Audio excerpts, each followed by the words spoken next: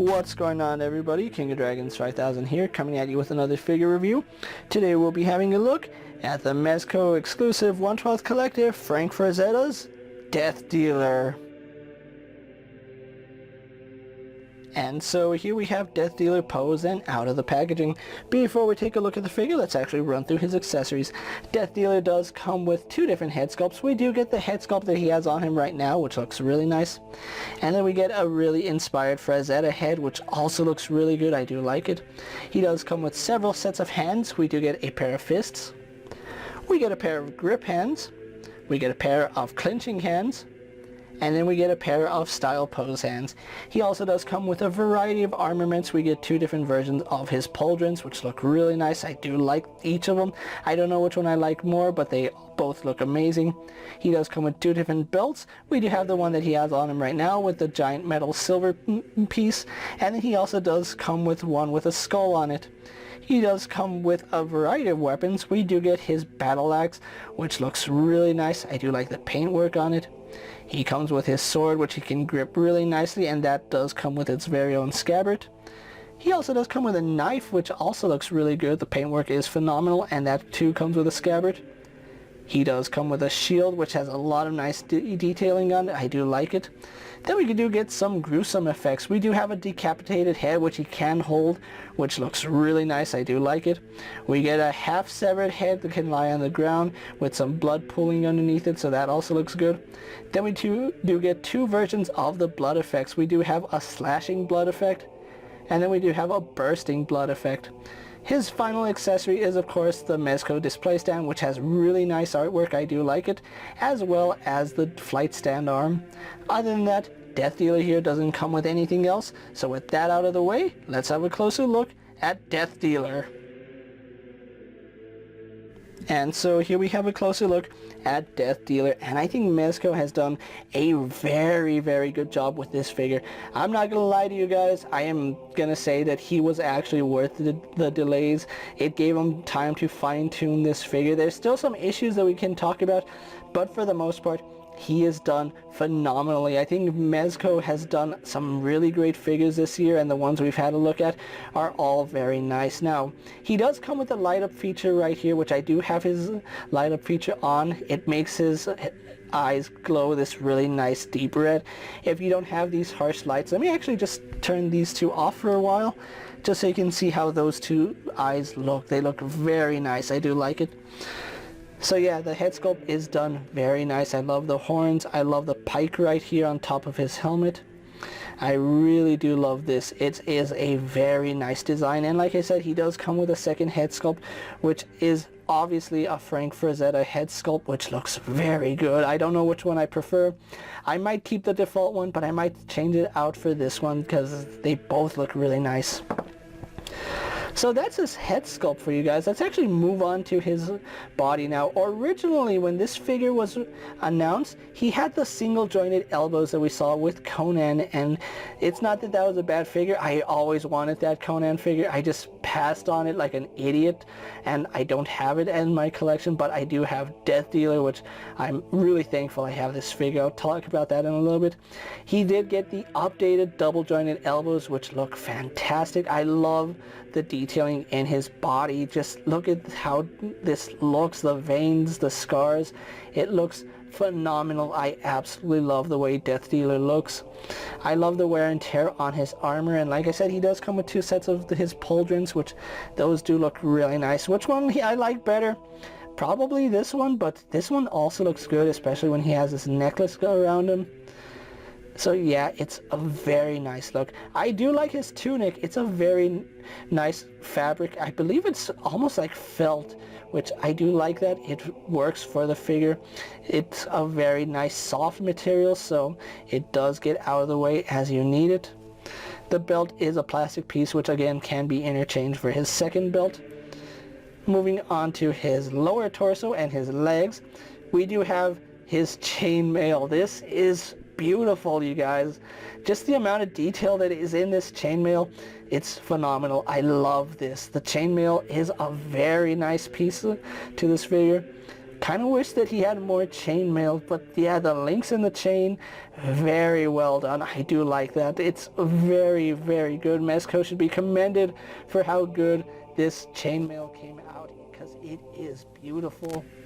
He does have his tunic coming down, as you can see. We have his upper tunic and then his lower tunic, which his lower tunic does have a wireframe in it, so this can be displayed as you need it to. And then being Death Dealer, he's not wearing any pants, you guys, so Death Dealer does not wear pants, but like I said, his tunic here has wireframes in it, so you can actually pose that as you want it. It's just very well done. He still has the blue legs, which unfortunately, they don't have any detailing that we see like on his arm. They're just, I'm pretty sure they're just the generic muscle Mezco legs, but yeah, would have liked it if they went the Conan route. And then we go on to his greaves, which those are done very nicely. The patina on it is beautiful. It's perfect. I love it. You can see there are some scratches and dings in these greaves. So yeah, he has seen some battle. And then going on the back, you can see that they did replicate how greaves actually work. We have a leather tunic right here, and then that is strapped on with the greave. Then we go on to his shoes, where he does have spurs. If he came with a horse, he'd use those to get his horse going. But yeah, really, really loving the way this figure looks in general. The overall feel of this figure feels like the Frank Frazetta style, and that is very well done. I gotta commend Mezco on that. It looks very good. So, with that out of the way, guys, let's actually move on to Death Dealer's comparisons. And so here we have Death Dealer posed next to a Marvel Legends Cyclops and a DC Multiverse Superman. Here we have Death Dealer posed next to a WWE Elite Scale figure and a Mezco 1/12 Collective Popeye the Sailor Man. And for one final comparison, here we do have Death Dealer posed next to a Lightning Collection White Ranger and a Star Wars Black Series Mandalorian. So with the comparisons out of the way, let's actually have a look at Death Dealer's articulation, and this is probably where the figure suffers the most. He does have a ball joint in the head, but because he has a light up feature, it really doesn't move up and down. You're really just going to get a swivel out of that. And I do use caution, because if you swivel his head too far, at least on mine, it pops the light up joint out, and this is basically how they do the light up feature. It's a column where you put the batteries in. It's supposed to lock in place when you put it on the figure so that it doesn't move, but yeah, when I move mine too far to the left, it comes out, and that's not ideal. I kind of wish that it didn't have that issue, but yeah, mine does, unfortunately. But again, no up or down movement, just left and right rotation. As far as his shoulders go, it does have a ball joint which goes to about right there.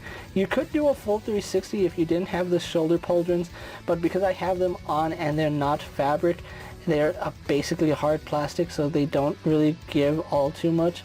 Going out to the side, they do get out of the way to about right there. He does have a bicep swivel, which is kind of stiff on mine, but it still moves. We have a double bend here at the elbow, which works perfectly. We have a hinge in the ball joint, or ball hinge, so that does go swivel side to side. We can rotate that to have up and down movement, and of course it rotates on that pin. Now, unfortunately, Death Dealer, being a light up figure, has no mid-torso joint. The column goes pretty much down to here. He does have a rotation here at his waist, and I believe it's a ball joint, which does provide some movement, not a lot, but yeah, it still works. As far as his legs go, his legs have no restrictions whatsoever. They go up to about right there. They kick back, out to the side, no problem. He does have a thigh swivel up high. We have double bend here at his knee, going only to about right there, hindered by all this fabric, the chainmail. So yeah, it is a little bit hindered. Does he have a boot swivel? No, no boot swivel on Death Dealer. And he does have a ball joint in the foot, unfortunately. You're mainly just going to get a rotation out of it. It has very little up and down play and very, very limited side to side.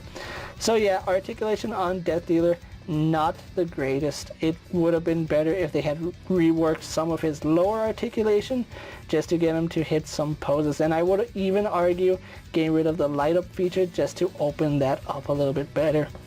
So with that out of the way, guys, let's get Death Dealer pose for my final thoughts, and then we'll wrap up this review. And so here we have the Mezco exclusive 1/12 collector Frank Frazetta's Death Dealer pose for my final thoughts. And overall, this is a very impressive figure. I am really glad that this figure got delayed as long as it did. It gave Mezco a chance to go back to the drawing board and rework some things. I absolutely love the updated arms they did. I kind of feel like maybe the light up feature shouldn't have been included with this figure. They should have just done like bright red eyes and call it a day, because the light up feature, though it's nice, really does limit the articulation on this figure. He has a really limited range in his head, really limited range in his torso, which is a little bit unfortunate. I would have liked to see a little more range out of that. But overall, I think this figure is very, very well done, guys. I absolutely love all the accessories he comes with. The gruesomeness of it looks really good, and this figure really stands out above the rest this year, guys. I'm not gonna lie. Now, the one thing I'm not too crazy about is the price point. This figure was $150 if you got it off the Mezco website. Now, unfortunately for me, I didn't pre-order this figure. I completely slept on it, and I did get it on a wait list. Thankfully, somebody canceled, and my wait list got converted sometime last year, and we finally have Death Dealer in hand. And like I said, I absolutely love the way the figure came out, and if you guys can actually find him, I really recommend you add him to your collection, because he is very, very impressive. Now, I don't know what secondhand market is like for this figure yet.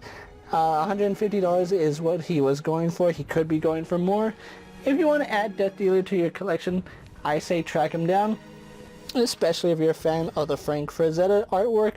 This figure is impressive. With that being said, guys, I'm KingofDragons 5000. Don't forget to like this video, leave a comment, subscribe to my channel. Go ahead and check out all my other action figure reviews as well as all my other Mezco videos. Hopefully you find them informative. As always, if there's a figure you would like to see me review, let me know down in the comments, and if it's in my collection, I'll gladly have a look at it. While you're at it, check out my Instagram account for new and exciting action figure photos, and as always, ring that bell to be notified anytime I upload a video. Until next time, guys, I'll see you later. Take care, everyone.